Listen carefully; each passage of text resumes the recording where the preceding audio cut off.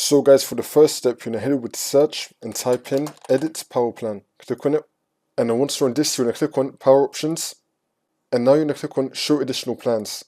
Now you're going to select high performance.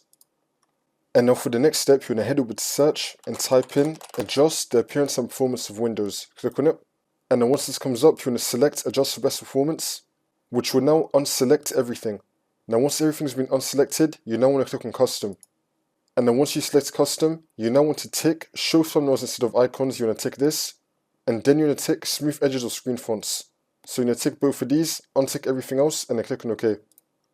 And now for the next step, you're going to head over to search and type in task manager. Click on it.